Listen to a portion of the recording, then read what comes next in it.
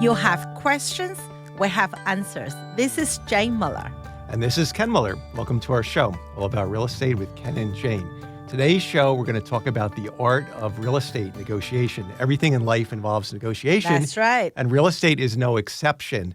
I think in negotiation in general with real estate, we're going to get into the particulars, but it's basically about bridging the gap. The mindset's got to be like, how can we work together to reach the common goal of whether you're buyer or seller of closing on the property, right?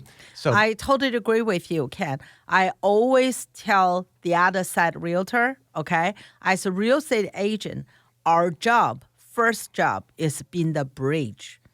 Okay, it's not like you show how tough you are, screaming, yelling, and emotional, threatening. That doesn't go far. A lot of time, right? If you talk very friendly manner and soft, I never soft. I always like excited and like a, like a firecracker. But friendly term actually get better result. I mean, I totally agree with you, Ken. In real estate, right? Based on my experience, it's not what you deserve. It's what you negotiate, okay, what you get from negotiation. So everybody have a different goals, different, want to achieve, right? So you have to really look at a whole picture and then, to maximize what's most important to you. Right. And I think the first thing we're going to talk about is knowing what you really want, whether this applies to both the buyer and the seller. You have to, as a buyer, you have to know what's most important to you.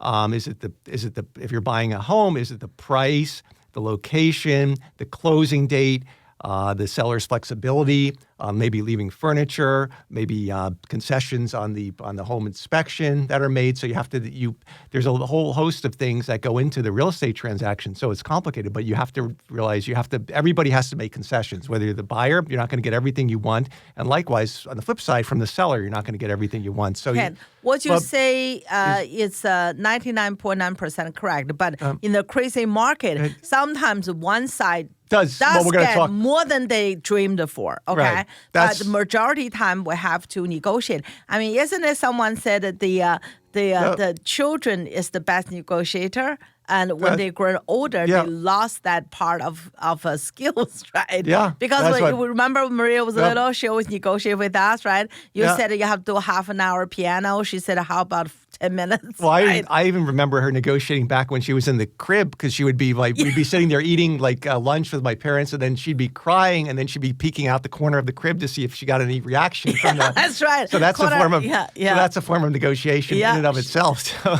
she makes sure you pick her up. So that's exactly she knew right. At like a few months old, right? Like about everything 6-8 is months you could think even the dog negotiates when they want a treat. They nudge at you and they point out to the treat what they jars. want. So there's there's all different ways of negotiation. There's subtle ways, there's direct ways, silent but ways. I believe and that we're going to get into that. But I think like what you said is entirely correct. The best negotiation, you have to be not necessarily be the loudest or boisterous or yelling and screaming. That's not going to get anywhere. But you have to be cooperative and work with the other agent to a common goal that you both have, and you both have to be flexible in making concessions, but be firm in what's most important to your client. Once again, go back to the stage one, right? For the buyer and the seller, what's most important to you? So you should have a two list. Okay, and one is what you definitely want. There's nothing to negotiate. Second is good to have, right? Mm-hmm. So always good to have that in mind, because later on you may trade something. It's not so important to you. So with something, on your wish list, but you must have that something that's the bottom line. So my experience, Ken, is not. I guess, how should I put it, right? It seems like sometimes the people don't know what they want. Mm-hmm. They think they know. They don't know, right? When you draw down when you ask more questions, that's really about the agent, right? Our role is to help our client to go deeper to find the source, exactly why and how. If you ask why is that? Why, you will find out more fundamental, motivation or fear, so we can help them to overcome that. So it's very easy to say, you got to know what you want, but what you really want and what you think what you want, it could be different thing. Yeah. Right. And let's give some examples of what that could be. For example, it could be a house that's in the right neighborhood, the right location, the right school district, but maybe it doesn't meet all the check marks because maybe the furnace is old, and maybe the new buyer is a first-time buyer, and they don't want to have to deal with the expense or the nuisance of having to replace the HVAC in the immediate future. So that would be an example of something where you may have to manage your want list. I mean, once again, Ken, I feel one step further from that. That's really, I think I would think maybe negotiable item based on the buyer's financial or seller financial strength. If the, you have to, once again, you go deeper. Why? Say I have a client, the HVAC shut, during the winter last week. It was horrible. Yep. So he was so worried and upset. And why? Because he really doesn't have the funding to do the HVAC. But we have two options at that point of time. One, you have to winterize the house. So, right, because winterize the house, that's not really helping with the get the top dollars and marketing the home, right? You can do that, but that's not going to help to get more money at the end, at back end. And secondly, you replace the HVAC. And he was very emotional, upset, and I try to understand, that's the bad timing, I'm a wish, I figured out at the end it's the financial strain. They really don't have the $10,000, $12,000 to do so. So at the end, I explained to them, I recommend to one of the local companies, they have a plan. You can pay the plan. He said, thank God, Jane. Thank you. Now I can sleep well. So at the end, we replaced the HVAC immediately, because this winter you have to get it dealt with. I mean, obviously winterize the house already. Yeah, and you're not going to be able to sell a house without the HVAC and working because it's going to be very difficult for any. You can, but when, as I said, the price-wise are going to have much deeper than the HVAC itself. Yeah. So because we understand the course of it, what they really want. It's not they don't want to change it. No, it's already happened. It's nothing you can avoid, right? It's so cold. The machine gave it in. The machine 30 years old. But it's truly the financial strength. Once you solve that, the machine will be on the third day, was right in, and then the heat is up. So we managed to get a very good offer, much more to pay off everything. And the seller have no stress because they have they on the payment plan. Once we close the deal, they will have more than enough, to pay all the bills, including this one. So you have to understand, truly why. They don't want to bother. They don't want to do it. Yeah, I get it. But do you want to lose much more money to get a much lower offer? Because if you don't want to deal with heat, the buyer has to. So an understanding, I guess to backtrack and understanding negotiation, you really have to, whomever you represent, you have to understand what's they really want. And that's taking the time. If you represent the seller, obviously price is important, but it may not be the be all end all. Yes. A lot of sellers might want a flexible closing date to coincide with if they're buying maybe a new construction somewhere out of state. They might want a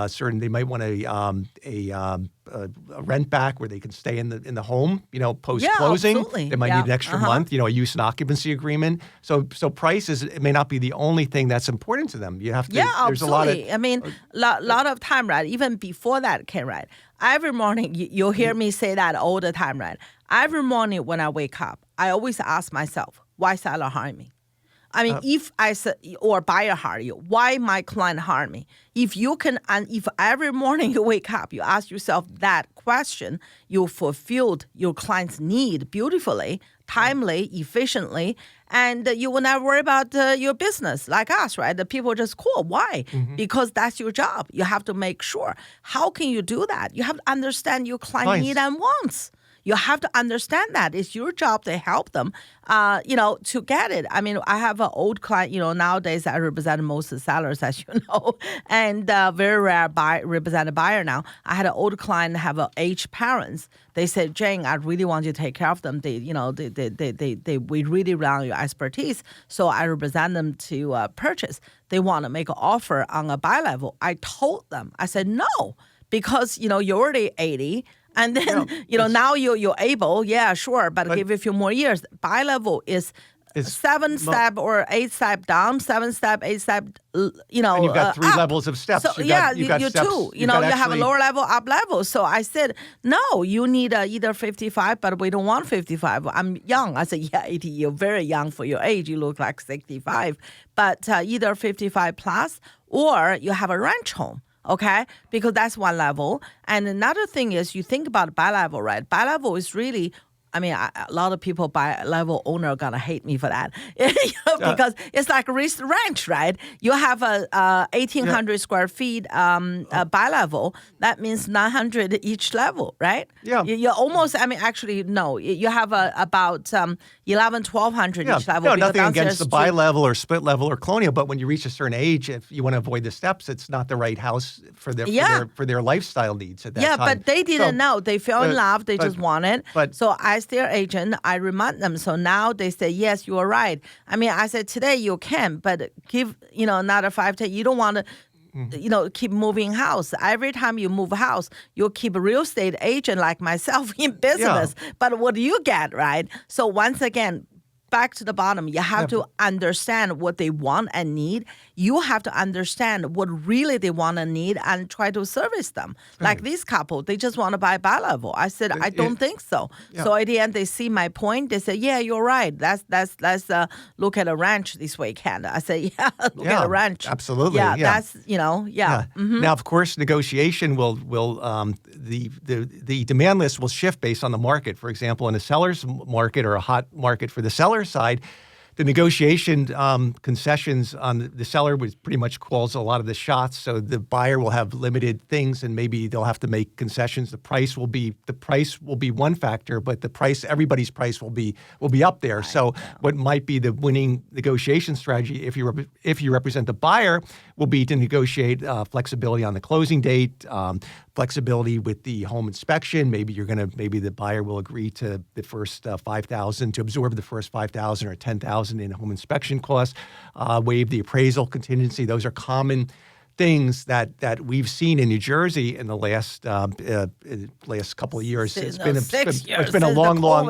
a long seller's market, and we're still seeing it today due to the fact the inventory is still lower Relatively compared low. to the. You know what, Ken?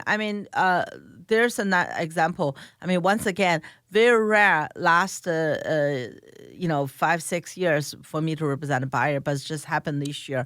I did a few. The one example is your client, right? The doctor family, the physician family, and they want to buy a 55 plus in a very competitive community. When the house came up, right? They asked me, I told them, I said, look, this is a perfect community, the only community you want to be. So you have to up there, okay, the price-wise, okay? If that's the only community you want, and this is the only house you've been last 2 years you like, so obviously you understand other people like it too. So based on the asking and the market, I told them, I said, this asking is much lower than the it's worth. So we initially offered over asking 20,000. So I make it up there, and offered very good the term like waived appraisal, because we just want the physicians, they want to get a mortgage just for the tax purpose, right? And plus, they don't want to sell their house yet. They want to move in and then sell their house. So obviously, there's no point to to pay cash. They So, and we made offer, and then because these they sell, they have furniture. Well, my client have no interest in their furniture. They have their own. Right. But to make the seller side easy, we offer to pay them $20,000 to buy the furniture. To be honest, it will cost us a few thousand to get rid of furniture. This is now $20,000. So you made life very easy for the seller, and you made their decision-making process. Once again, instead of come up with more money, Ken, just back to you said, the price may not be everything. I could easily up $20,000 for that, but we did was we pay your furniture. So if other people don't, it make us look like we already thought about it. We appreciate your furniture. We even pay for it. Yeah. But once again, and And then they had a multiple offer by then, and then we have to do another round, and then we all have to go up. So, and then we waive we have to switch it to cash purchase. And that's amazing. That's in this current market in Central Jersey with everything going on with the interest rates and everything. Yeah, 100,000 more. So but that's not it. Just talk about negotiation, right?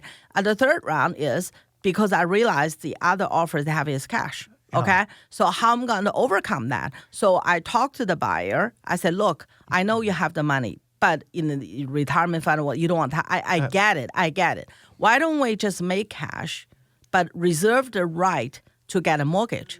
Yeah. So on the paper, apple to apple, right? Yeah. So they have to close regardless of whether they get the mortgage or not. Yeah, so, and I recommend the mortgage company, we're on it. Yeah. I said, well, the day the seller signed accept our contract, the day we start mortgage, don't wait for the under contract. You will lose another 3-5 days. Yeah. And in fact, we got a review so quickly, only took us 1 day to get out. But we already started mortgage before that. Yeah. So you have to make sure, right? So that's a really good example how negotiation help the buyer get. Because at the beginning, the buyer said, no, I want to pay mortgage. But at the end, we have to change, being flexible, but still protect them, have them the right to do so, and to win the house. Yeah, there's a lot. There's a lot goes into it. Yeah, you have to know the parameters. Yep. All right, we're going to go to break. We'll be right back after these messages.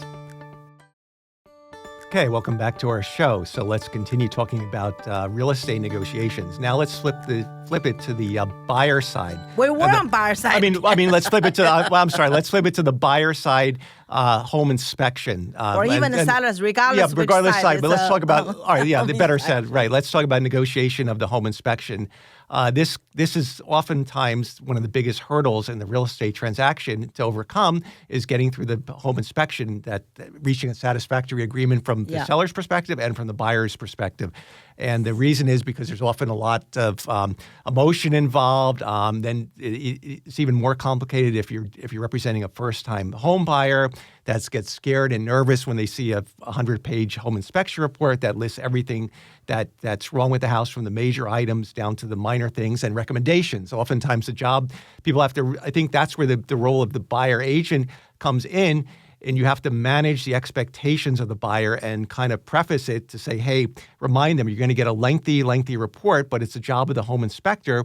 For their job is to document every single thing that's wrong with the house, from cracks in the driveway to the sidewalk trip hazards to little things that might be on the cosmetic side. Grout missing from the tile or the counter to sockets maybe missing a cover, a plate cover on a junction box or something. That's sound scary to them, but they're relatively minor fixes. Up to the more important things, like if there's a defect if there's a structural defect with the foundation, if there's cracks, they could be more serious. If there's an HVAC a problem, they know that it's old or it's ready to basically need to be replaced, or if you have a roof leaks or if you have mold. So, I mean, not to belittle it, there's a lot of important things in the home inspection report, but that's where you and your experienced agent have to go through it, and you have to really go through it and determine what's most important to you, and then come up with a list, right? If you give, I think if the mindset is, if you basically take the home inspection report and give it and tell your buyer attorney, send it over to the seller side and ask for everything that the home inspection report cites. Or sometimes you have a summary that could set a bad taste in the seller's mouth. I always say to the newer agent, they will ask me for advice, right? I always tell them, okay, when you represent a buyer, when you ask for the home inspection, remember the palm rules. Why? You have 5 fingers, right? Read the report, list the top 5, okay? I mean, obviously, if the house falling apart, you just walk away, right? You tell them no. I mean, but if generally majority of the home, given the age, I mean, you can't compare 25-year-old health report versus 65, 85-year-old health report, right? So that's to do with the house, right? You list the most important. The more item you ask, or demand, And usually the less you get, because you really make a seller emotional. You are pointing out fingers against their children, their Right. house, their beloved home. So, Right. but once again, I always tell seller, don't get emotional. This is business from third party. I know it's hard to separate, but this is kind of business, right? Technical issue, right? Technical aspect of the process, right? So it's both sides. I always say the less you ask, the more you get. Right. So when I represent a buyer, right, that time, I mean, long time ago, now it's very rare I do, but I always tell my client 5 point, okay? The 3 point you have to have. 1 to 3 point you have to have. If they don't give you, walk away. That's something you can't, I mean, I'm talking about big issue. If the house is really perfect for, just mainly, well-maintained, you don't do that, right? But just say the average house, an average condition, okay? You always have 1 to 3 items. Say, mold, you'll always make sure they either give you credit or fix it. If they have a read-on, they have to give you credit or fix it. If they have an oil tank, they have to be removed and then give you the clean bill of health from DEP before you do. I mean, if there's an oil tank, it's a big no-no. Yeah. Unless it's fully done, we don't want anything to do with it. Right. Okay, and that's time frame as well. You have to pay very strict the language in the agreement with the how long they can get, because DEP can take 6 months to take a year. It depends how bad. That's assuming there's contamination. Yeah, if they're not, if it's not, that's then fine. you just remove it and you get the. But you still have to. If they found the oil tank, you still have to say, in case there's contamination, and the buyer can get out in 3 months or 2 months rather than wait for 6 months, and then So that's you have to something you can't give up as a buyer. That's your right. You cannot give up, right? And as a seller, the same thing, right? If you have the time to wait, you have no rush, and the market is still relatively strong. If you cancel this buyer, you can get more than that, and then you can be, firm. But if you don't get more or possibly less, you may well just work with them and to resolve it. And you have to realize, too, if there are major issues wrong with the house, you have to, as the agent, you have to explain, it doesn't matter who the buyer is, they're going to come up again. They're not going to disappear. If there's a structural issue with the roof rafter, or the roof is worn out, or there's mold in the attic or mold in the basement. Structure those issue are you have issues to that resolve. you have to resolve, and they have to be disclosed, because once you know about them, then technically they have to be disclosed updated on the seller disclosure. So you have to deal with it now or deal with it later. And you might as well deal with it with the buyer you have in hand than better, to put it back, start all over again. Just like Tony Robbins always say, right?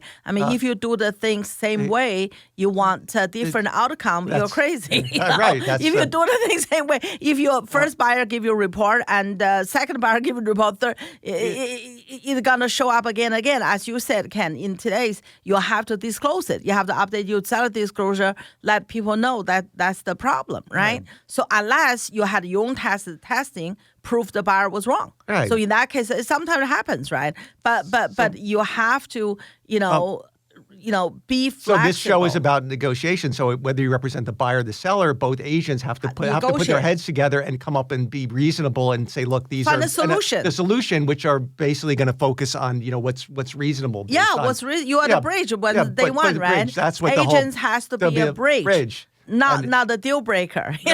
Sometimes I have an agent call up and say, "I can't believe it. You're this, you're that." It's very emotional. That's really put people off, right? For me, I just like to scream, get your steam out. I said, "Can we talk now?" Right? Yeah. And other agent read a few books and will practice and say, "How I'm gonna do that?" Use some phrases. That's good, but the bottom line is you have to understand what's important to your client, what's important to the other side. Right. Not because you want to be on the other side. It's because you know what you can trade off with them. Right. And then a lot of the negotiation on the home inspection will come down to what were the terms of the agreement too. Like if, for example, if the buyer paid, if the seller reduced the price by $20,000 or $10,000 and, pretty much taking it as is, then you kind of know, well, as is doesn't mean as is literally, but it means basically subject to any major things. You're not going to be starting to say, well, these junction box boxes need caps, Yes. and these light fixtures need covers, and these switch Yeah. plates are missing or misaligned, or the sink has a dripping on it. I mean, if there's something major, you have to negotiate in good faith. If you know based you on- win the house because the overall package, Yeah. but other people Yeah. equally strong paid the 10,000 more, didn't get a house. Yeah, then you should take that consideration don't when be you nickel and- negotiate. don't- If you start to ask for the junk box cover, that's really makes seller feel or maybe there's some maintenance issues. Maybe the gutters need the leaves cleaned or something. Yeah. But that's stuff you can It's a maintenance do. issue. Maintenance issues or the landscaping pitch is away or the leaders need elbows extended. These are That's minor things. So you have to $10 by elbow. So you have to put your heads together and really be come up with- reasonable. Put yourself in other person's shoe, right? I mean, I always say before you ask other people, you think if they ask you, would you say yes? Yeah, do it on the flip side. That's a good way to put yourself in. Yeah, I think we were going to talk about this, but usually negotiation for the home inspection, it's a fair agreement, just like with anything else in life, if neither side is totally happy. That means there was a give and take. That means if both sides feel like, they feel somewhat satisfied, but not fully, because if one party feels too satisfied, then it's not fair. But usually it's fair if neither side is fully happy. That means, it's a balance.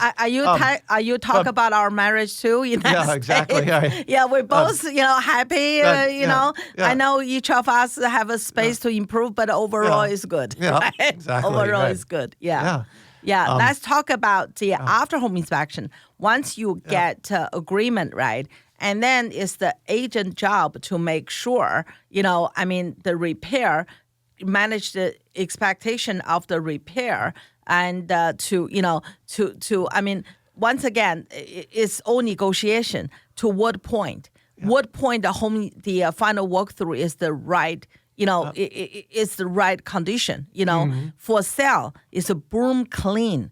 The seller has absolutely no obligation to steam clean your carpet. Carpets, right. But some people, my client do, and also professional clean your house. Right. Most my client does because I recommend them. Why bother after moving? You're so busy. Just hire a professional to do it. Right, but the standard is But usually the standard contract is- is yeah. broom clean, so that's a different thing. Yeah. So you have to make sure set up the expectation. Otherwise, in the final walkthrough, you could remember a long time ago when you were attorney, there was two top agents in town, which is both my girlfriend, and they had big fight. Why? Because the seller left some trash on the driveway or something. Yeah, but for me, I would just put in my car and take it away. Neither That's agent it. wanted to do that because and they they had fight. a luxury What's right? car, What's so wrong? What's right? What's wrong? That's not important. Right, or a lot of Important. times you represent a lot of sellers. A lot of times, there's trash left or the house isn't in broom clean condition, but that's where the team has to come in and you have to pitch in where you can, or if it's beyond your control, you get somebody to take care of it. Yeah. But you just have to you have to leave the house. It's because it shows a respect level to the to the buyer coming in, and if it's not, and we can go on a whole show talking about how some sellers leave the house superbly. Yes, and other beautifully. sellers have left the house. Everything. You've had luxury home sales where the house was left like a hotel checkout. So, I mean, Worse than a hotel where checkout. we can still smell this toast and the food and the Yeah, refrigerator and everything. yeah. So it's really, there's just that's a problem that can be problematic. That can be you don't want any last minute surprises at the home inspection. All right, we're out of time. We hope you enjoyed the show. You have any final things? With good negotiation involves being firm on your goals, but flexible on your path. That's right. Flexible on your path. That's the key. All right. Have a good weekend. Thank you.